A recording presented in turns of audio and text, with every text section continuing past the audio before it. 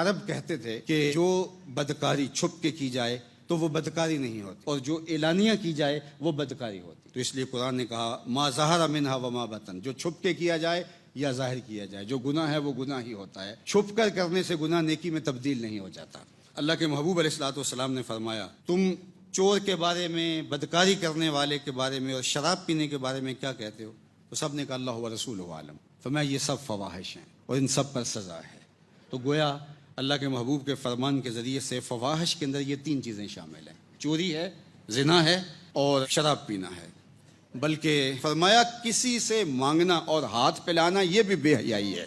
اور میں ایک اس سے بھی باریک بات بالخصوص مبلغین سے علماء سے کرنا چاہوں گا کہ آپ چندہ ضرور مانگیں، لیکن چندے کے اندر بھی آپ ایک حد سے تجاوز نہ کریں. کہیں ایسا نہ ہو کہ آپ نہ سمجھ رہے ہوں، لوگ اس کو یہی سمجھ رہے ہوں. حد سے تجاوز کرنا کسی کام کے اندر بھی، اللہ وہ تو کھانے اور پینے کے اندر حد سے تجاوز کیا جائے تو وہ تمہارے لیے صحت بخش نہیں ہوتا بلکہ بیماری کا سبب و ذریعہ ہوتا ہے.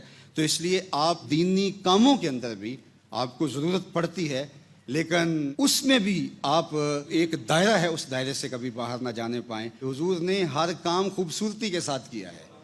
دین سراپا حسن ہے. اگر آپ کو کسی چیز کے اندر قباحت دکھائی دے، کسی چیز کے اندر کراہت دکھائی دے، کسی چیز کو دیکھ کے گھن آئے، کسی چیز کو دیکھ کر طبیعت کے اندر تکدر پیدا ہو اور وہ چیز نام دین پہ ہو رہی ہو، تو جان لینا یہ دین نہیں کچھ اور ہے. چونکہ دین سراپا حسن ہے اور دین جمال کا نام ہے، اور اللہ کا دین جمال سے ہٹ کر ہو ہی نہیں سکتا. یہ اچھی طرح سے آپ کو ذہن نشین کرنا ہوگا. فرمایا کہ ما ظہر منہا وما بطن، اس کا کیا مطلب ہے؟ تو صاحب مراغی کہتے ہیں کہ جن کا تعلق آپ کے جوارے سے ہو، یعنی آپ کے ہاتھ سے ہو، آپ کی زبان سے ہو، آپ کے کانوں سے ہو، آپ کی آنکھوں سے ہو، آپ کے ہاتھوں سے ہو، آپ کے قدموں سے ہو، تو وہ فحش امور جو ہوں گے وہ ما ظہرہ کے زمرے میں آئیں گے. اور جن کا تعلق تمہارے دل سے ہوگا، حسد ہے، بغض ہے، کینہ ہے، نفرتیں ہیں، تو کہا یہ بھی فحش ہے.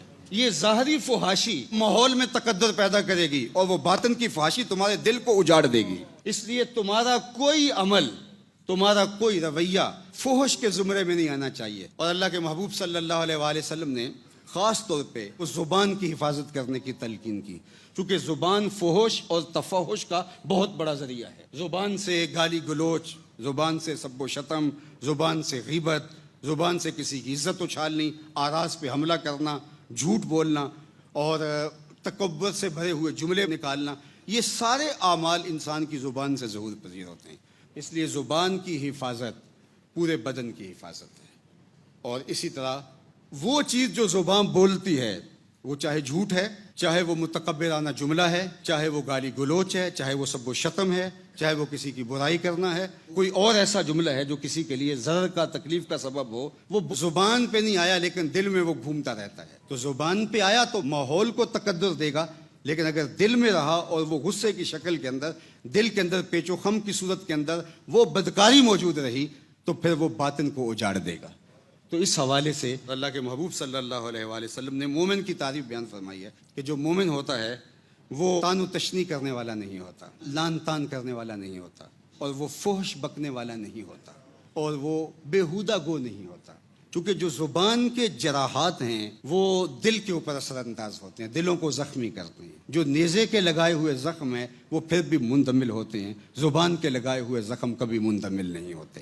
اور میں سمجھتا ہوں کہ آج کی تاریخ میں جس طرح زمانے میں تغیر پیدا ہوا ہے اور بہت ساری چیزیں غیر دین کو دین بنا لیا گیا ہے، اس میں سے عمومی طور پہ ایک یہ بات ہے کہ آپ اس کو اپنا مخالف، اپنا دشمن سمجھتے ہیں، تو یہ آپ کو حق حاصل ہو جاتا ہے کہ آپ اس کے لیے جو مرضی بول دیں. جبکہ اللہ کے محبوب صلی اللہ علیہ وآلہ وسلم کی واضح حدیث ہے سباب المسلم فسوق وقتالہ کفر.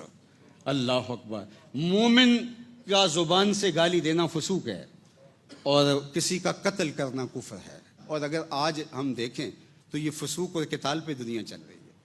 یا زبان گالی کی ہے یا زبان گولی کی ہے. جس کے پاس گولی ہے وہ مینڈوں کی طرح لوگوں کو ذبح کر دیتا ہے، اور جس کے پاس گولی نہیں ہے تو وہ گالیوں سے کلیجے چھلنی کر دیتا ہے. ہمیں اپنی زبان کو کبھی بھی بگڑنے نہیں دینا، بلکہ اگر آپ کو کوئی گالی دے اور آپ اس گالی کے جواب کے اندر اس کو گالی دینا چاہیں، لیکن آپ کی شائستگی، آپ کی تہذیب گالی دینے سے روکے، اور آپ کے دل میں گالی آئے اور پھر یہاں گھومتی رہے تو میں کہتا ہوں کہ ابھی بھی تربیت کے لائق ہیں آپ لوگ. آپ کے دل میں بھی اس کے لیے گالی کے لفظ